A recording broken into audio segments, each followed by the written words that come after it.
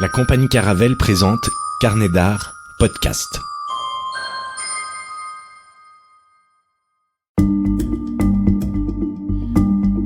Sur le pont, une émission sur les coulisses du fonctionnement de la compagnie Caravelle, l'occasion de mettre en lumière les matelots de la compagnie, l'histoire, la démarche artistique, politique et sociale de celle-ci.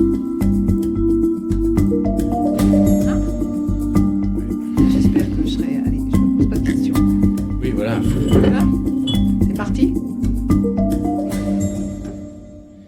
Go. Eh bien, Antoine Guillot, dans une interview de Il Vit, un texte écrit en 2015, interview réalisée par Isabelle Roux-Lalisvan, interview réalisée le 27 juillet 2023. Alors Antoine, bonjour. Bonjour. Eh bien, on va commencer par une question pour revenir sur ce texte dans lequel se déploie une parole. Une parole qui peut déconcerter, interroger et peut-être plus encore. Est-ce la raison pour laquelle il a été nécessaire d'écrire dans une première partie à la comédienne ou au comédien ? Oui, alors je dirais que plus qu'une parole, déjà,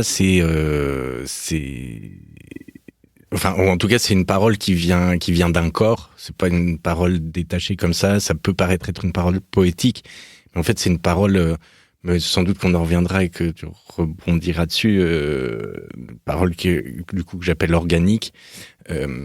C'est une seule personne qui parle. C'est pour ça qu'on parle d'une parole. Ouais, c'est une seule personne qui parle à une autre personne. Bon, pour l'instant, on ne dit pas laquelle. Pour l'instant, on ne dit pas laquelle. Mais du coup, dans cette première partie, c'est expliciter le fait que cette parole, elle peut être lue, pourquoi pas, mais surtout, elle est faite pour le comédien et pour être sur scène, pour être mise en chair, mise en corps, pour être jouée, pour être incarnée, Et la construction même de l'écriture, tant qu'on l'a pas expérimenté à haute voix, tant qu'on l'a pas expérimenté sur scène, la construction même de l'écriture est faite pour le comédien. Et on s'en rend pas forcément compte à une simple lecture comme ça. D'où cette première partie. Et puis, parce qu'en fait, moi, quand j'écris pour le théâtre, j'écris pour le comédien. Donc, cette première partie qui s'adresse à la comédienne, au comédien, était toute naturelle. Toute naturelle, mais ça veut dire que dès le départ, cette première partie a existé ? Alors, elle n'a pas existé dès le départ dans l'écriture. Par contre, dans les différentes mises en scène, elle a toujours été recherchée, en tout cas, sans forcément avoir été trouvée. Bon, peut-être pareil qu'on reviendra plus tard sur les différentes expérimentations qu'il y a eu au plateau de Il Vit, mais ça a toujours été une question de dire d'où cette parole part. Et d'ailleurs, je pense que même moi, dans l'écriture de ce qui est devenu la deuxième partie, donc le texte écrit qui est central, qui commence par l'intimité que j'ai à dire, que j'ai à livrer ce soir. En fait, déjà cette parole-là, elle est difficile, il dit qu'il a à dire, mais il dit pas ce qu'il a à dire, et ça tourne comme ça jusqu'à un moment précis du texte. Je sais pas si on rentre dans les détails. Peut-être tout à l'heure, mais c'est vrai que là tu parles de deuxième partie. Là, on a parlé d'une deuxième partie, donc qui est le texte, où cette parole, comme on l'a dit tout à l'heure, se déploie. Elle s'adresse à une autre personne. Pour l'instant, on ne sait pas. On va essayer de durer le suspense. Mais du coup, moi, ce que je voudrais savoir, c'est donc il y a une première partie qui est implicite, qui existe depuis tout le temps. Cette écriture-là où on explique que c'est au comédien, où on explique au comédien et à la comédienne finalement ce qu'il doit faire quelque part. C'est ce qu'il doit faire. Ce sont des didascalies. C'est quoi finalement cette première partie ? Alors cette première partie, elle n'a pas toujours existé en étant écrite. Par contre, elle a toujours existé dans les expérimentations plateau. Donc, est-ce que c'est devenu nécessaire d'écrire cette c'est devenu nécessaire à partir du moment où s'est posé la question de l'édition et de comment est-ce qu'on lit le texte et comment est-ce qu'on rentre dedans. Jusqu'à présent, jusqu'à ce moment-là, il n'y avait pas la question de...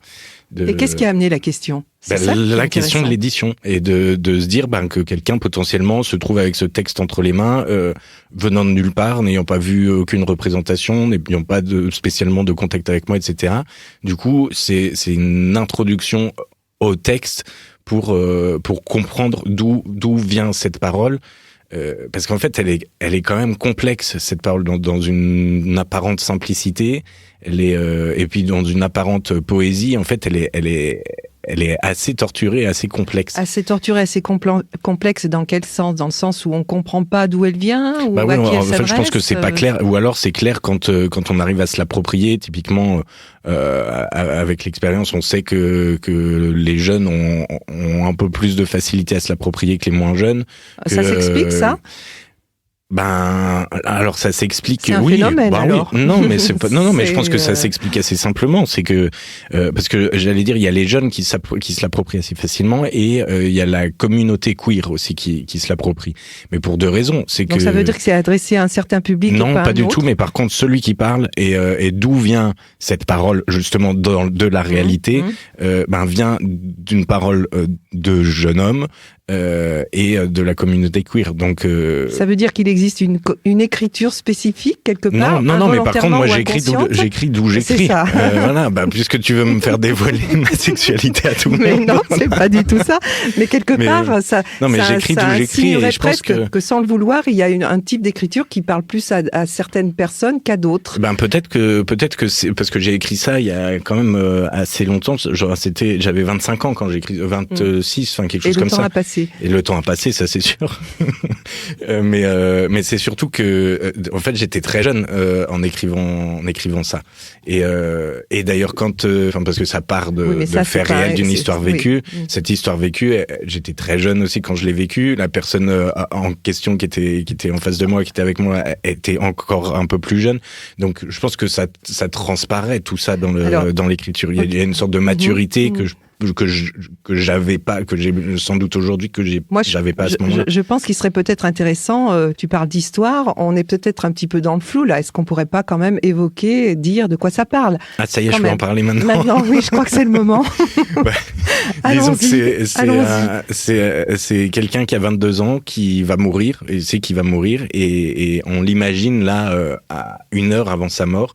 Qu'est-ce qu'il dit à la personne qu'il aime?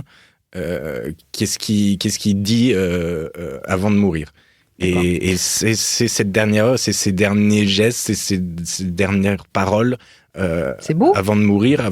Oui, c'est beau, même s'il meurt à la fin, mais c'est beau. Mais il meurt pas vraiment. Il meurt pas vraiment, parce que par cet acte-là, il fait naître dans l'esprit de l'autre. Il cristallise des souvenirs, et il cristallise du coup ce qu'il a été, ce qu'il a voulu être, ce qu'il a essayé d'être, etc.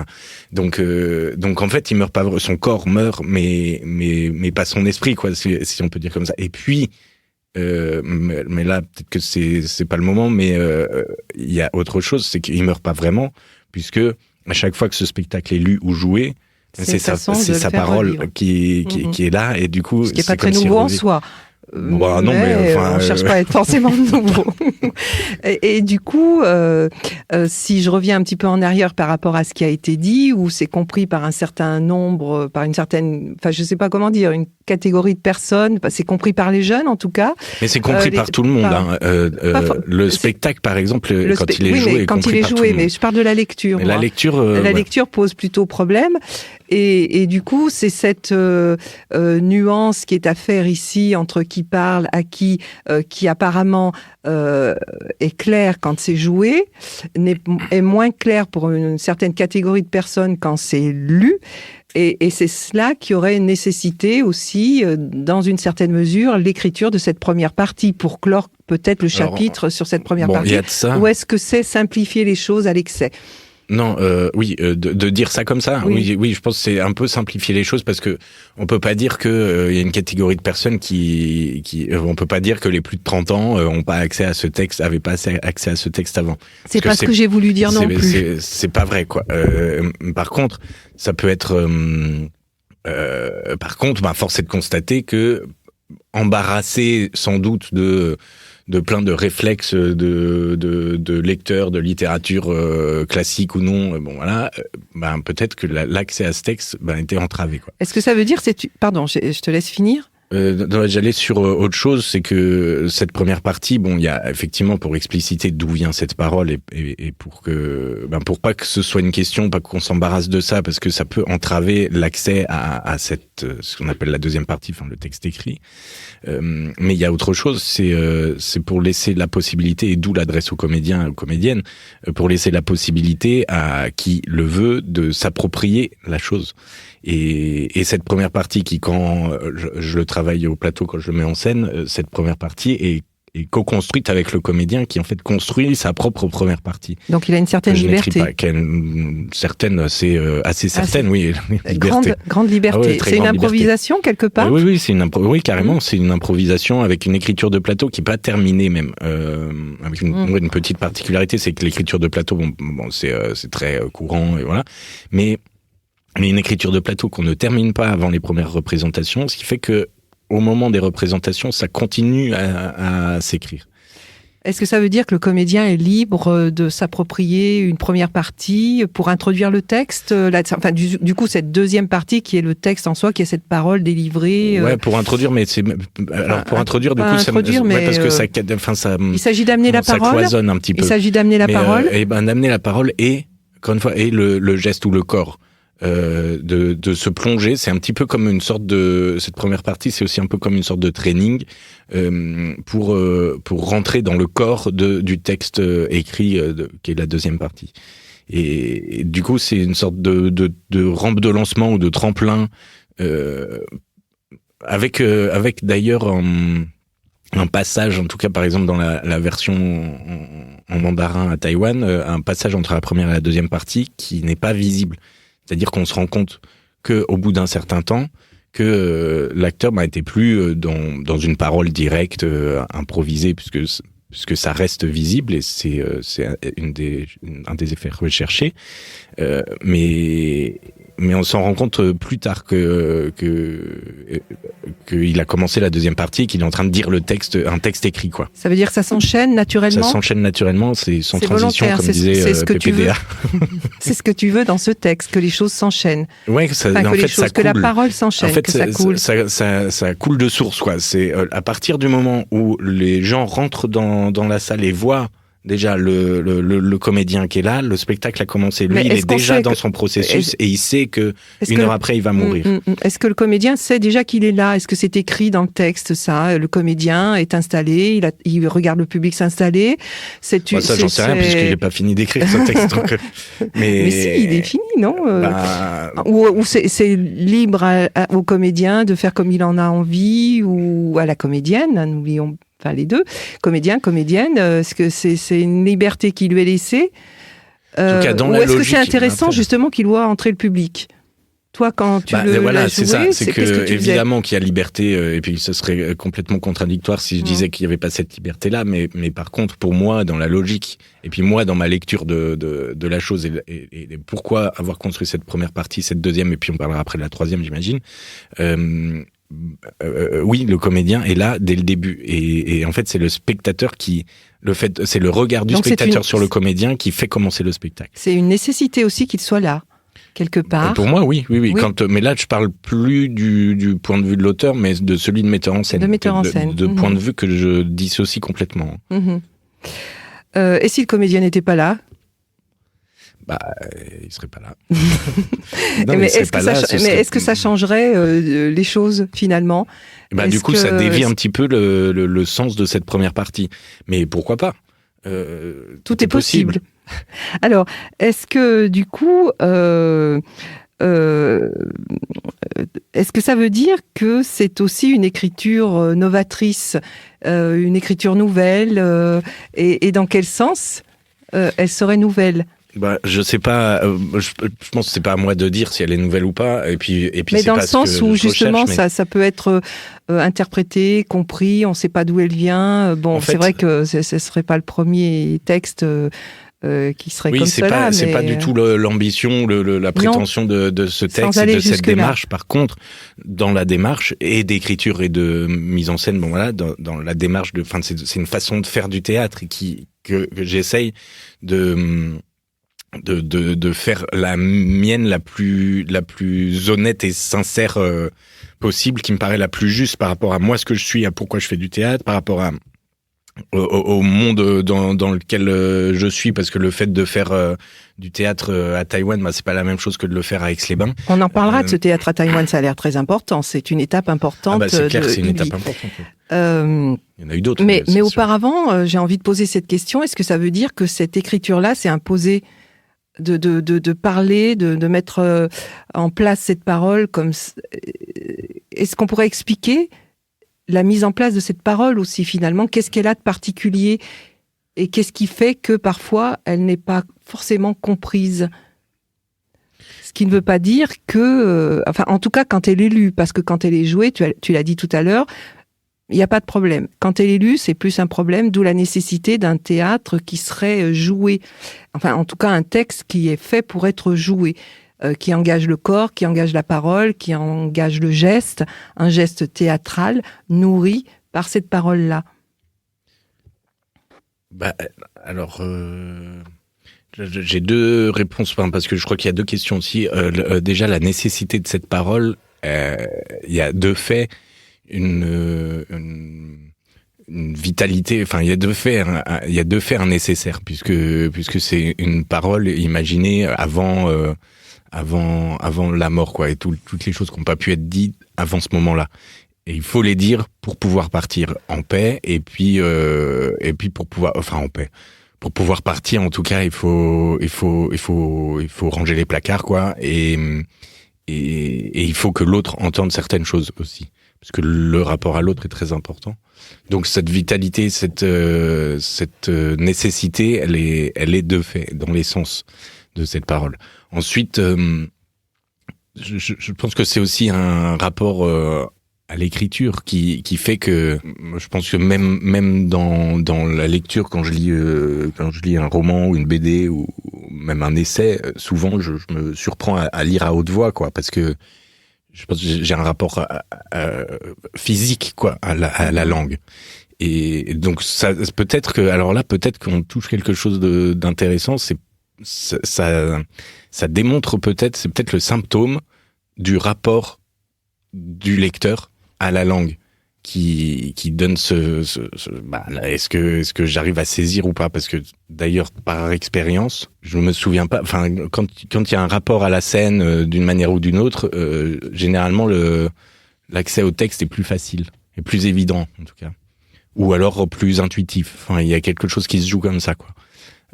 Et quand on n'a pas cette habitude-là, quand on n'a pas ce rapport-là à la langue, évidemment, puisqu'elle est faite pour ça, puisque la mienne en tout cas est faite pour ça, il y a quelque chose qui est pas saisissable, quoi. Et peut-être que ça se joue à cet endroit-là, plus que à des publics différents. C'est peut-être plus sur la sensibilité et le rapport du lecteur au mot, quoi, à la langue. Alors, dans une certaine mesure, c'est inciter le lecteur à lire à voix haute. Oui, à lire à voix haute ou à faire du théâtre. Mais oui, à lire peut-être à lire à voix haute. De faire du théâtre, c'est lire à voix haute. En fait, c'est un peu le paradoxe de la chose, et en même temps, non, c'est pas un paradoxe. Je me corrige, mais non, mais parce que je pensais à la poésie. La poésie, quand tu lis de la poésie, tu la lis à voix haute, quoi. Donc c'est un texte poétique. Donc voilà, c'est un texte poétique, et en même temps, j'ai dit tout à l'heure que malgré ses apparences poétiques, il était physique, corporel, et tout ça. Donc mais poésie, physique, pour moi, théâtrale, justement, ça lie plusieurs choses ensemble. Mais c'est pas contradictoire, quoi. C'est toute la richesse justement même si ça peut paraître, mais en fait, ça l'est pas, quoi. Et d'ailleurs, c'est un des écueils des comédiens avec qui j'ai pu travailler le texte, ou même dans les différents traducteurs avec lesquels j'ai pu travailler, c'est justement de pas tomber et de pas cueillir que cette poésie, mais d'arriver à trouver ce physique qu'il y a derrière. Et parce qu'on pourrait très bien lire la chose comme un poème lyrique, néo-romantique. Voilà.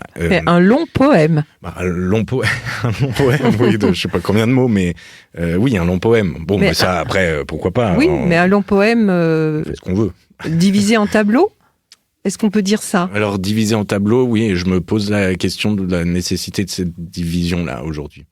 Parce qu'il y a quand même, quand on regarde la typographie du texte, il y a des blancs, on passe à une typographie différente, des textes écrits en caractères normaux, d'autres en italique. Il y a des langues différentes donc, aussi. Est-ce que ça veut dire aussi que ce qui est en italique, ça se joue différemment ? Ça impose...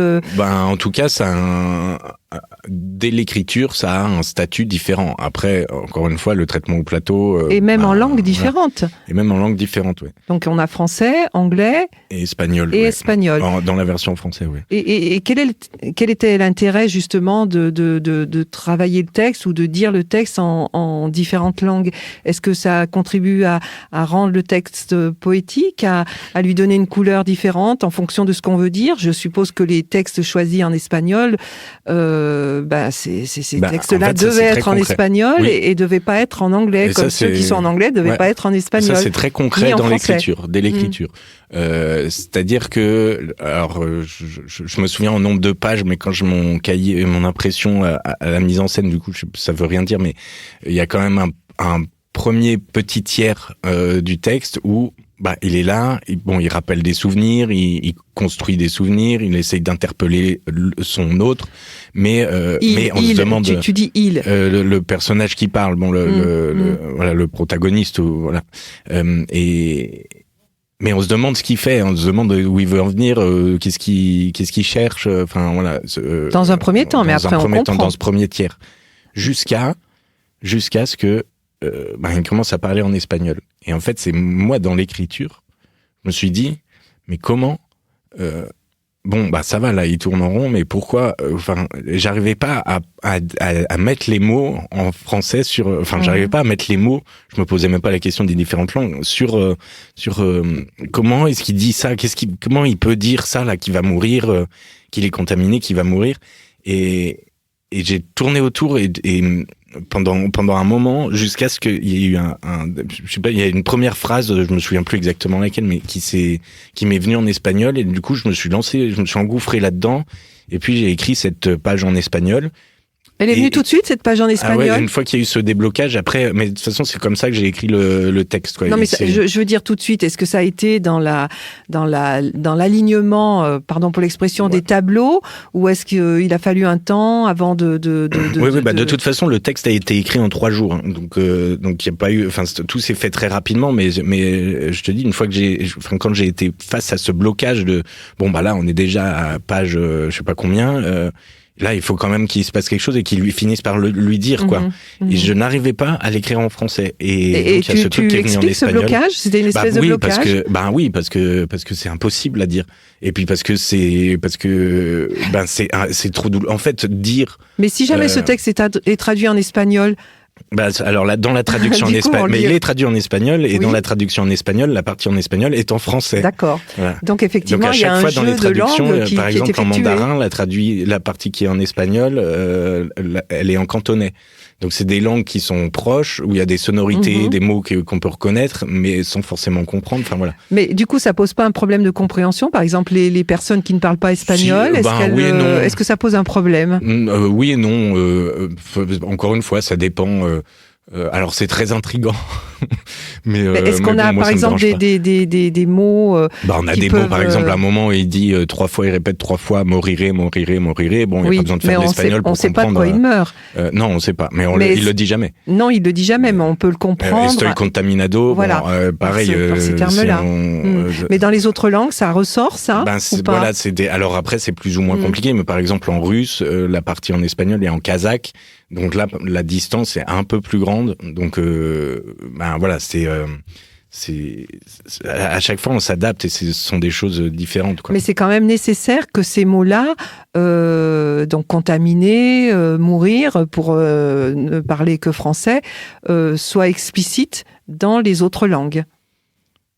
Comme ça l'est en français pour l'espagnol, donc explicite, oui, sans lettres, quoi. D'accord. Voilà. Parce que c'était une volonté de ne pas dire, quelque part, de dire sans dire. Ça l'est devenu, en tout cas. Je pense que c'était pas la volonté de départ. Au contraire, peut-être même. Mais parce que impossible. En fait, c'est faire exister ça que de le nommer et d'autant plus que de l'écrire et que de le mettre dans une pièce de théâtre jouée par des gens. C'est d'autant plus faire exister ça, quoi. Et pourquoi Donc, c'est difficile de faire exister ça? Parce que ça existe. C'est quand même la mort. Enfin, tout le monde a peur de la mort. Puis à 25 ans, alors peut-être maintenant que j'ai un peu changé d'orientation et de regard là-dessus, mais j'avais terriblement peur de la mort. Mais je pense comme n'importe quelle personne, surtout quand on est jeune, quoi. Mais ça veut dire que quelque part, cette histoire t'a touché. Ah bah oui, elle m'a touché en plein dans moi, puisque c'est autobiographique. C'est en partie, c'est inspiré d'une histoire que j'ai vécue. C'est inspiré d'une histoire que tu as vécue. Donc il y avait aussi, il y a quand même le spectre de cette histoire, ou enfin de celle-là ou d'autres que j'ai vécues ou que je vis ou que je vivrai, voilà. Mais il y a clairement de moi dedans. Donc ça veut dire que le théâtre permet de dire sans dire. Oui, alors en sachant que ce qui m'intéresse le plus, c'est la première partie de la phrase. De dire. Ouais. D'accord. On a parlé de plein de choses ici, mais ce qui m'intéresse du coup, c'est la genèse de ce texte. Justement, on rentre dans le sans dire alors. Voilà, on rentre dans le sans dire. Est-ce que c'est intéressant pour toi d'expliquer ce qui a amené l'écriture de ce texte, ou est-ce qu'il faut laisser le lecteur dans le flou, ou souvent les gens ont envie de savoir. Alors je sais pas si c'est de la curiosité malsaine, ou si c'est parce que tout le monde est abonné à des magazines People ou je sais pas quoi. Mais est-ce qu'il faut laisser le mystère? Moi, j'en sais rien. Souvent, je me dis quand on me pose la question, je me dis mais j'aurais pas envie. J'aurais pas envie qu'on réponde, si j'étais à la place du spectateur, j'aurais pas envie qu'on réponde à cette question et d'entendre cette réponse, quoi. Mais bon, il se trouve que là, on sait que c'est une histoire qui t'a touché de près. Bah oui, c'est une histoire qui m'a touché de près. Après,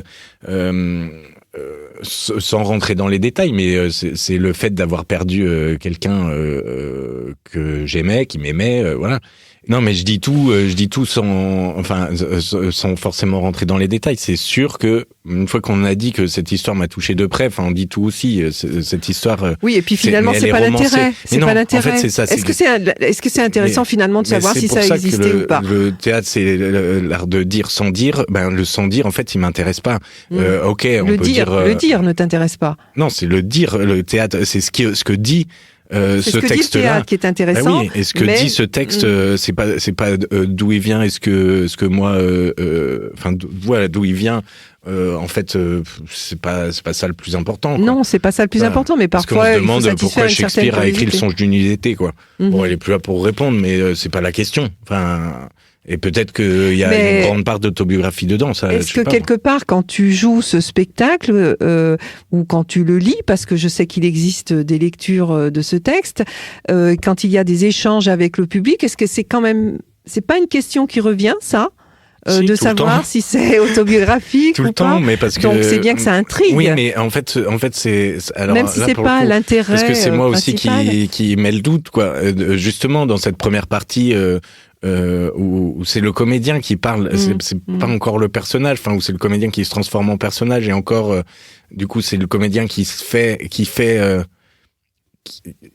s'approprie cette histoire quand c'est pas moi qui le joue, mais du coup, quand c'est moi qui le joue, voilà, on croit que cette parole, et puis en plus, on sait que c'est moi qui l'ai écrit, donc on sait que cette parole, puisque je joue sur cette ambiguïté dans la première partie, et forcément la question vient, quoi. Est-ce qu'à Taïwan, par exemple, l'acteur qui a joué ça, est-ce que le public savait que c'était toi l'auteur? Oui. Du coup, ça dévie un petit peu les perspectives, non? Pas du tout, parce que les questions, exactement les mêmes questions, en demandant à l'acteur si c'est lui qui avait vécu ça. Et qu'est-ce qu'il répond, l'acteur? Souvent il me regardait en disant c'est l'auteur est à côté, mais est-ce qu'il mais il peut dire que c'est une histoire qui a pu lui arriver. Oui, voilà, en fait c'est tout le jeu de je suis comédien, je suis sur scène, je raconte des histoires, mon métier c'est de raconter des histoires, donc après que cette histoire soit vraie ou pas, en fait c'est pas la question. Voilà, est-ce que finalement ce serait intéressant de dire que c'est lui qui a vécu ça aussi, ou est-ce que c'est sans intérêt? Mais d'ailleurs souvent finalement de tromper le public quelque part. Souvent il le disait, sans forcément mentir, mais en disant que c'est pas et c'est d'autant plus intéressant quand c'est pas moi qui le joue, parce que du coup le comédien dit ça dit que, enfin, après ça dépend, mais il dit que c'est peut-être une partie de mon histoire, mais que c'est aussi peut-être une partie de la sienne, et que c'est sans doute une partie de celui qui pose la question. Mais est-ce que ça ne touche... C'est là où ça devient intéressant. Est-ce que ça ne touche pas plus le public quand on sait que c'est autobiographique, finalement? Pour moi, ça, c'est du voyeurisme. C'est du marketing, quoi, ce truc-là. Parce que il n'y a pas de raison. Après, c'est sûr que, encore une fois, on joue avec ça. Et que non, enfin, on joue sans jouer, sans le faire exprès. Si, parce que dans la première partie, c'est quand même clairement ce qu'on dit. Bon, je suis là, je suis comédien. Oui, j'adore que c'est cette ambiguïté entre fiction et réalité qui est posée dès le départ. C'est là où on voit tout le talent du comédien. Aussi, oui, parce que c'est clair que pour prendre en charge ce texte, c'est une forme de virtuosité, quoi. C'est très performatif, c'est sûr. Performatif dans le sens où on se dit c'est lui qui a vécu ça. Oui, puis c'est physique. Pour que cette parole devienne organique, comme on disait tout à l'heure, en fait, il faut que ça vienne du fond du ventre. Il faut que ça vienne du fond du ventre. Il y a des phrases, par exemple, qui sont très, je pense, tu sais d'où je viens, tu sais que je porte en moi toutes les parts du monde, tous les continents du monde, une part de tous les continents du monde. Voilà. Tu sais que je porte en moi le Brésil, la Guyane, la Martinique, le Cambodge et bien d'autres encore. Et si tu cherches encore, tu vas trouver les autres. Voilà. En fait, ça c'est entre poésie, entre théorie.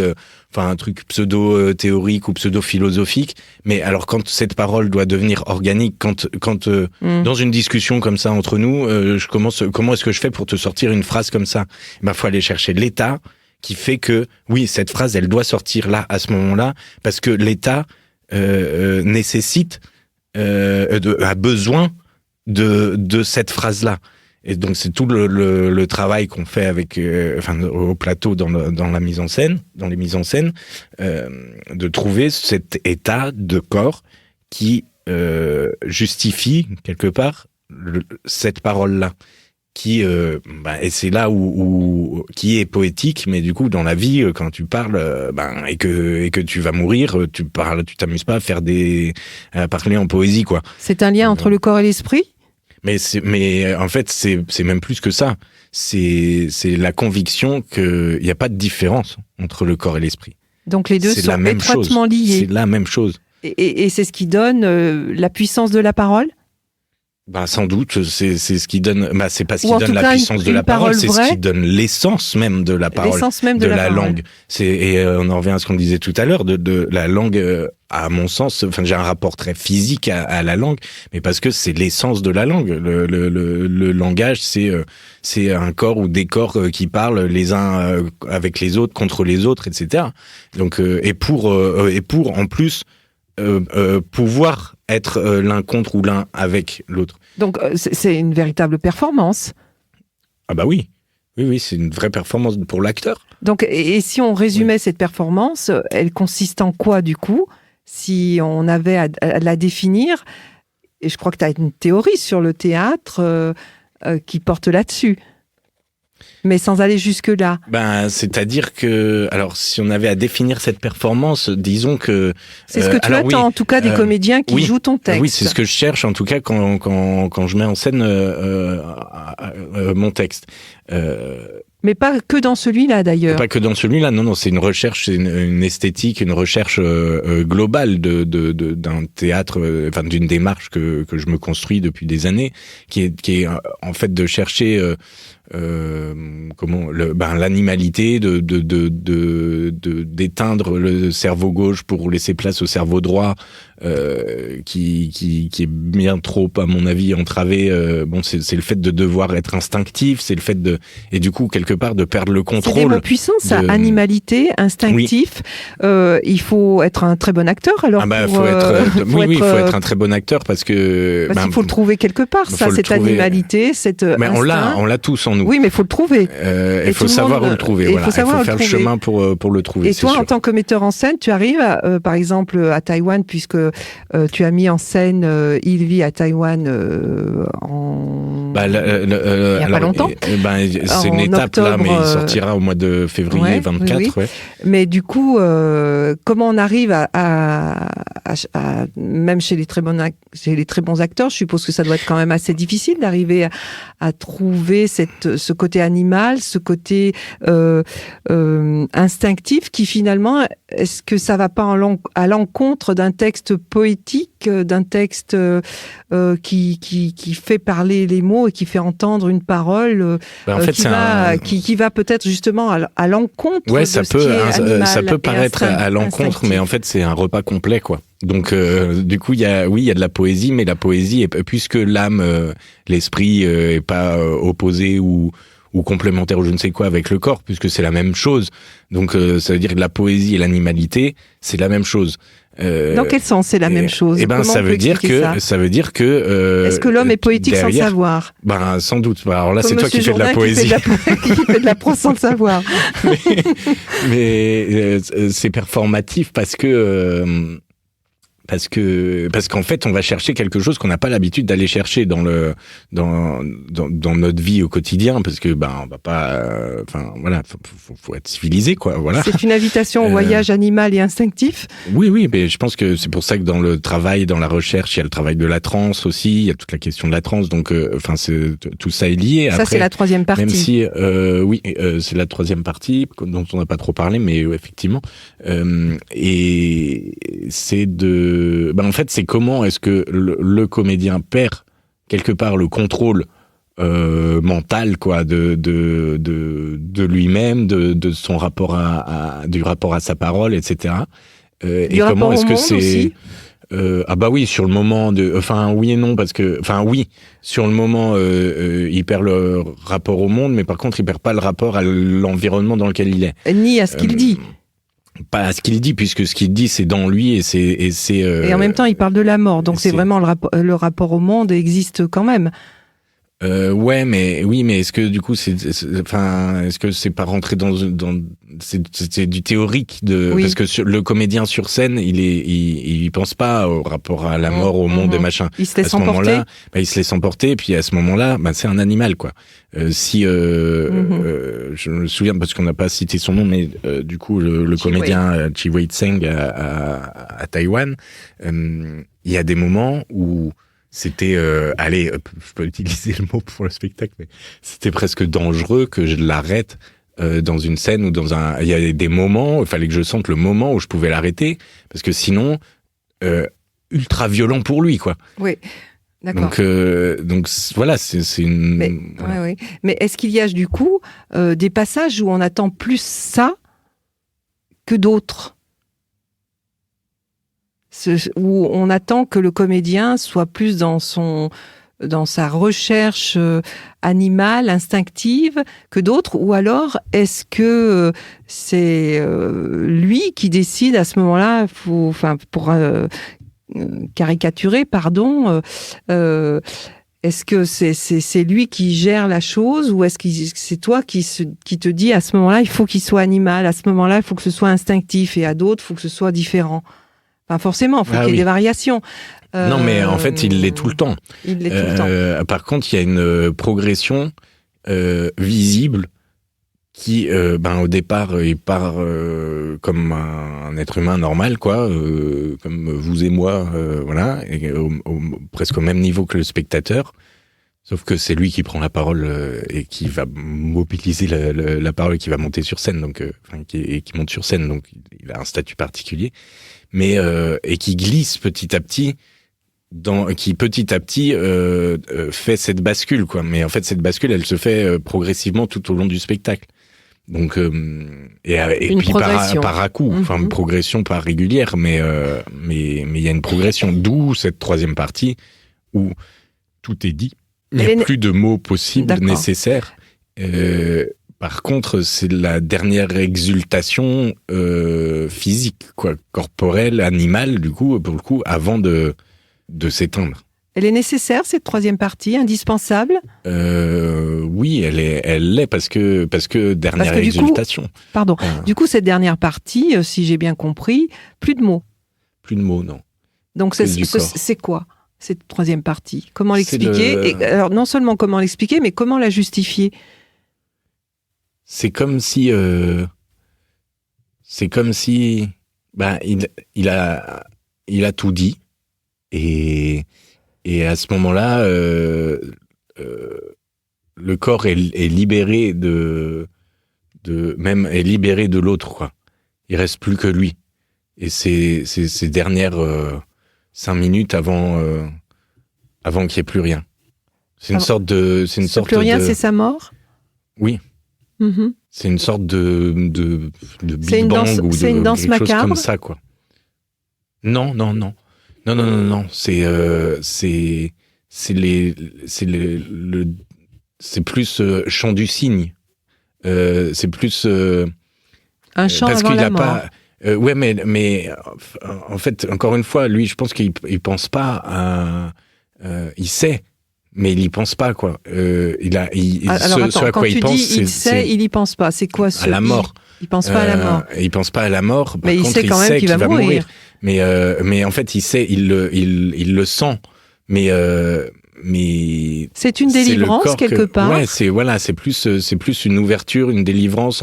C'est plus genre il s'envole en fait là.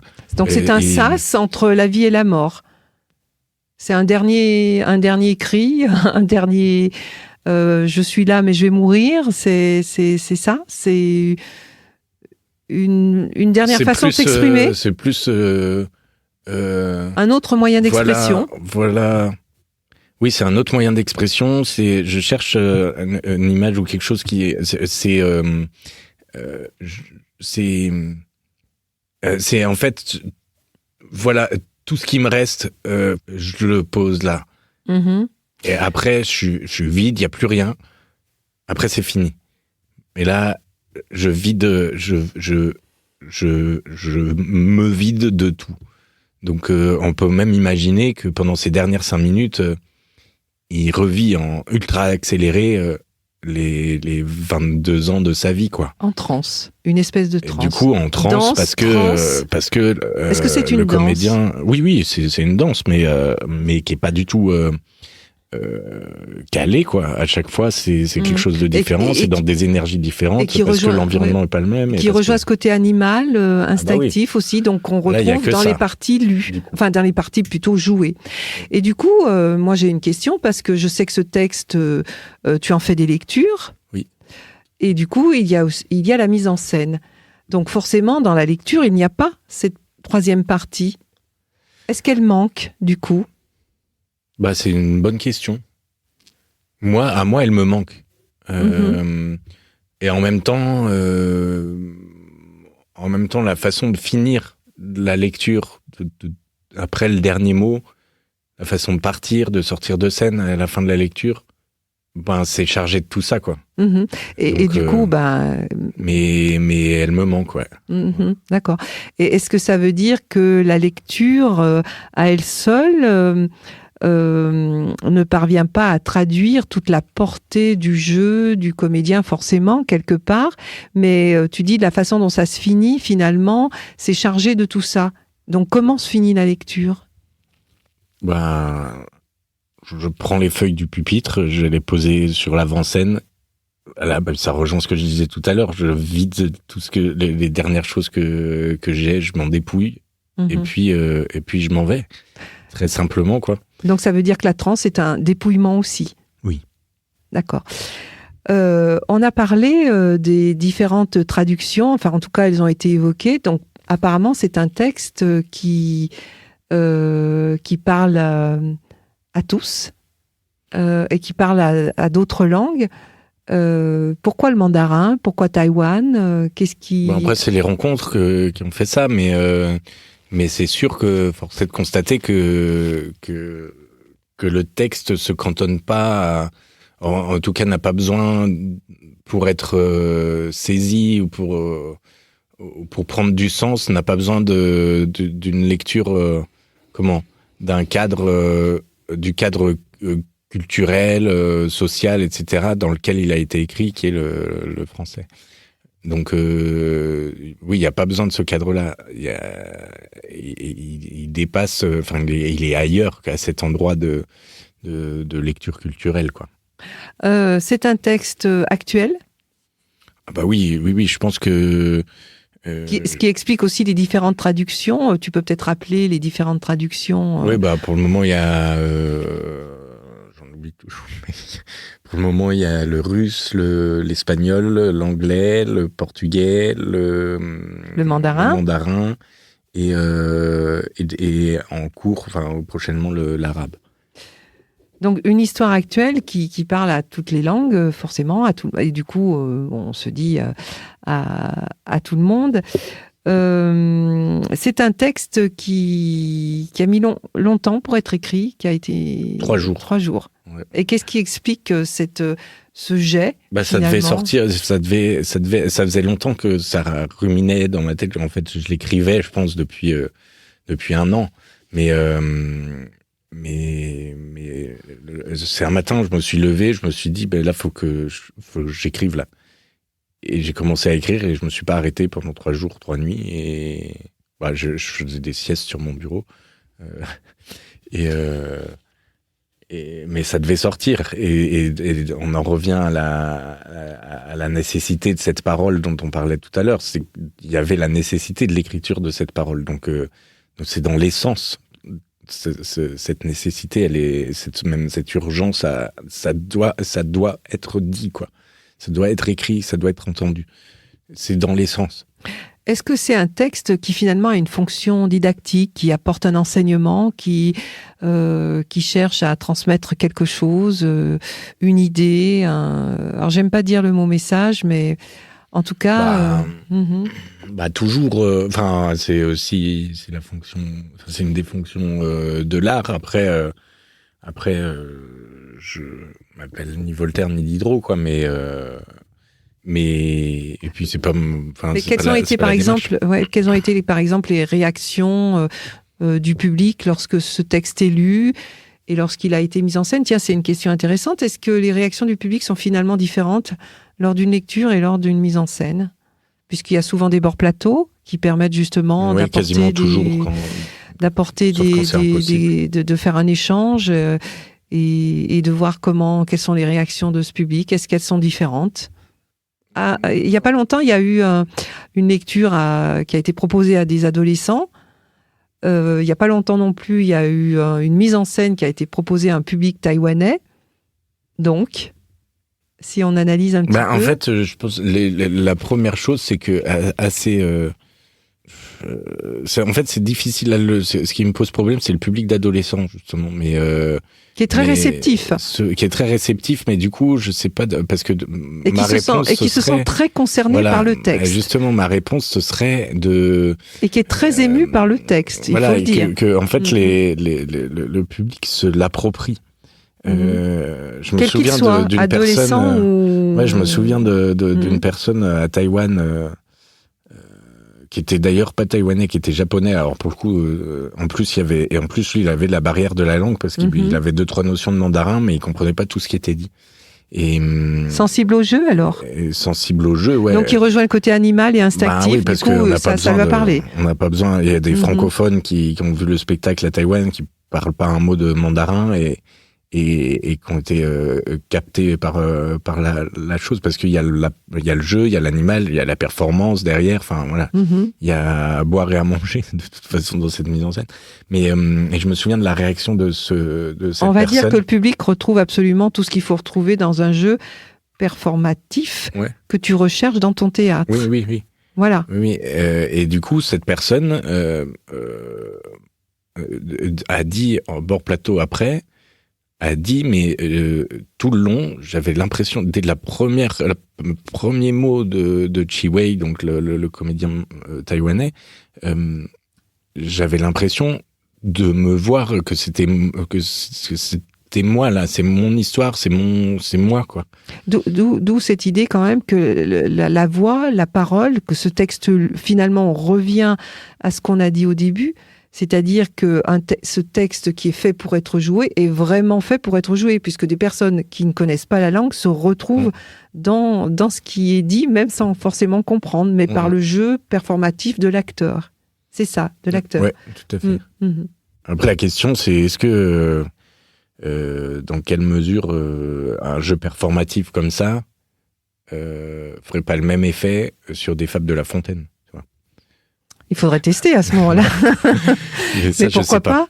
Donc, un mot pour conclure sur Il vit et ce travail qui est mené toujours et qui est finalement toujours d'actualité et peut-être encore plus maintenant, puisqu'il y a des perspectives intéressantes pour ce texte qui va bientôt être édité, pour ce texte qui se divise en 3 parties, mais 3 parties finalement très différentes les unes des autres. Oui, alors je dirais que dès l'écriture, ça a été très instinctif et que ça poursuit son chemin encore aujourd'hui, ça poursuit son chemin sur la façon de le mettre en scène, etc. Enfin, c'est dans l'essence de ce texte-là et du coup, c'est dans l'essence de cette écriture et c'est une de ses particularités. C'est quelque chose qui est très instinctif, malgré certaines apparences. Et je veux dire aussi que j'étais, du coup, à 10 000 kilomètres de m'imaginer que ce texte allait avoir ce parcours-là quand je l'ai écrit dans mon bureau en 2015, quoi. Et je me rends compte aujourd'hui que il fait partie de mon patrimoine, il fait partie de mon panthéon et qui va sans doute me poursuivre toute ma vie. Pour le moment, je le vis plutôt bien. Une dernière question, pourquoi il vit ? Parce que il a gagné, parce qu'il vit toujours. Merci Antoine pour cette interview. Merci Isabelle.